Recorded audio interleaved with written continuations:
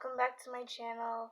Today is Sunday, so I thought it would be a good day considering it's raining outside, because it's raining, wet, a little chilly.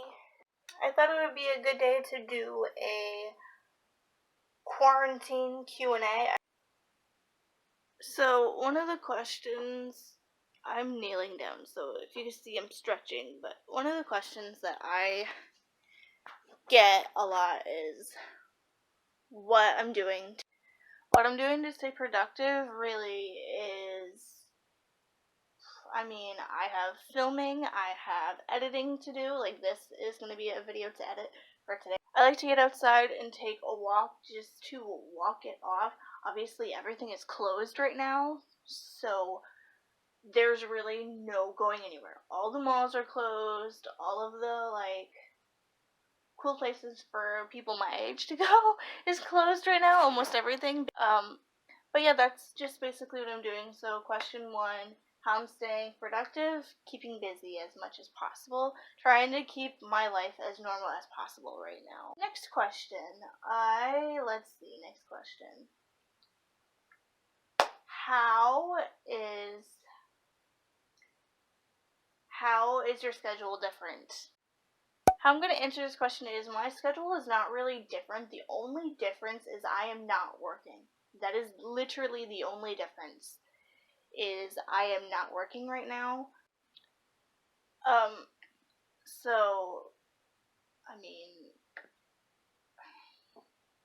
The only difference, like I said, is I'm not working. Another thing that I get is, how are you doing with social distancing? So social distancing, if you guys don't know what that is, with this whole quarantine, basically what it is you have to stay, I believe it's 6 feet apart at all times. You have to stay 6 feet apart at all times. No hugging, handshake, that kind of thing. And so how I'm doing it is basically by phone. I Snapchat, Instagram, Facebook, Messenger. I post my video and people watch it. I keep as interactive with my friends, considering my friends as well as myself can't go anywhere at the moment. I try to keep as socially, because I'm a social butterfly, I try to keep as socially inclined as much as possible. Next question. Let's see. What's one I can pick from?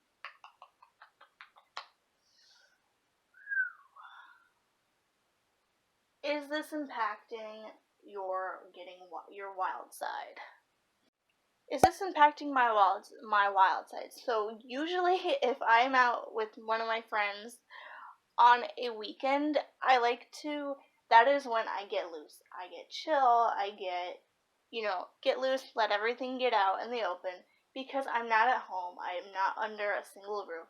I'm with my friends. I can be social, I can be a goofball, I can be crazy.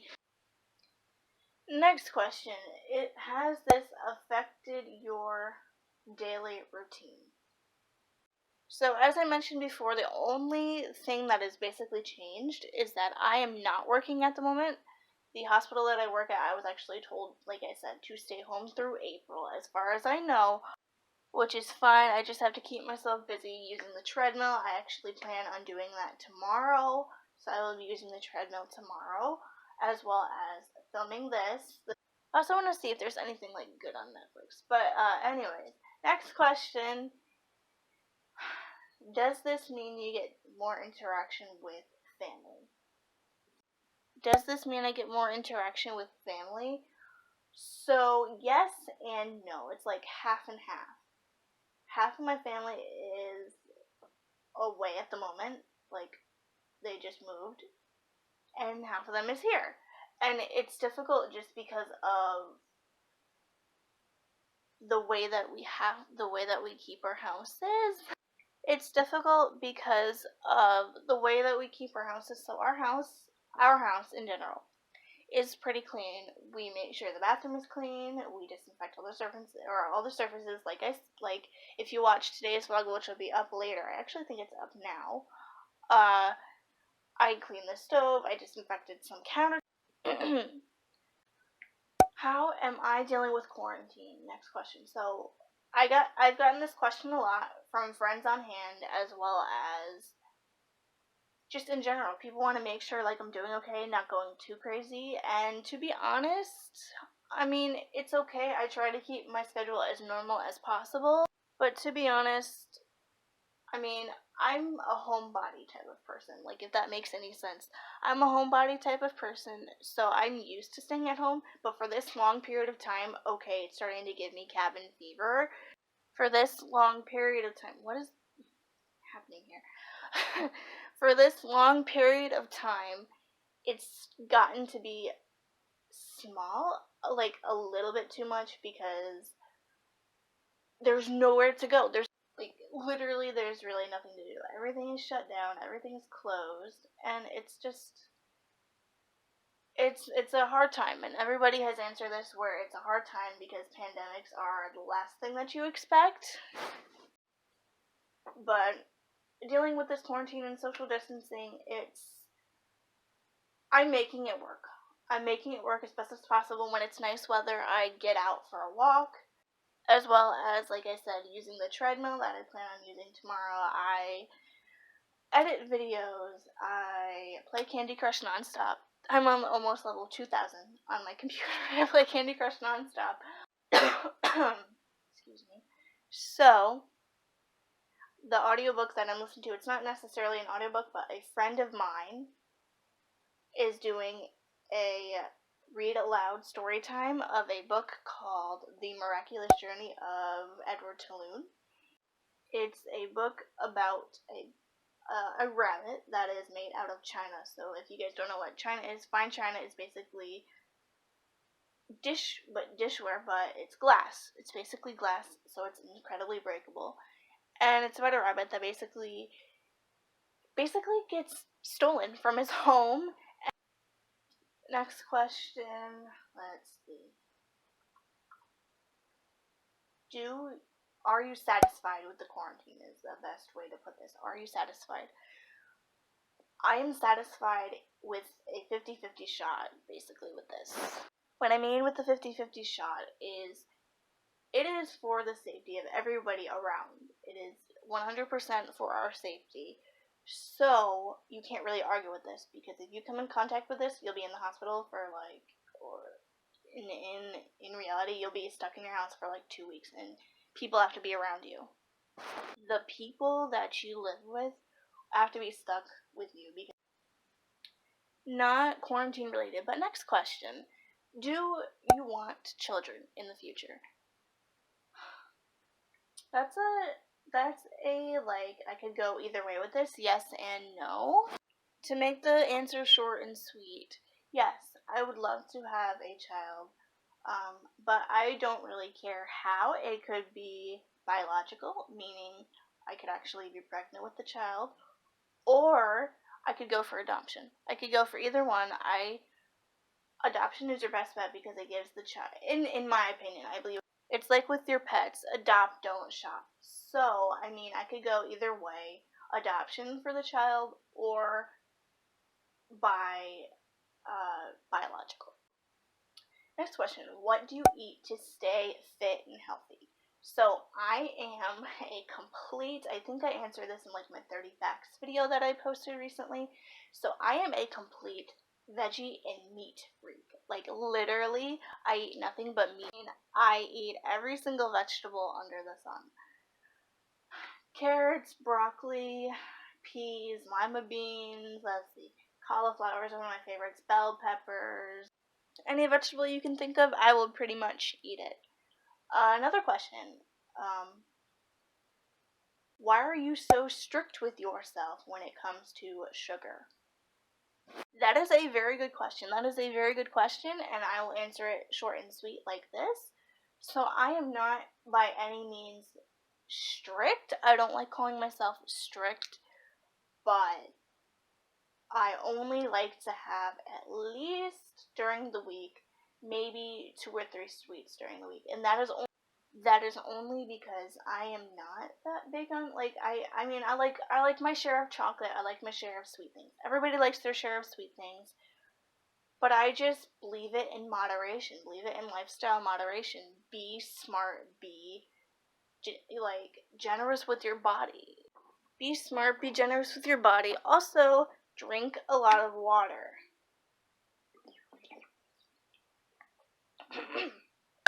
Drink a lot of water, and this is what I do on a daily basis. Like my cup downstairs, I just refilled it for the second time today. So I usually drink about 4, not of these, but 4 like cups of those. So usually, and it's a 20-ounce cup, so that's like,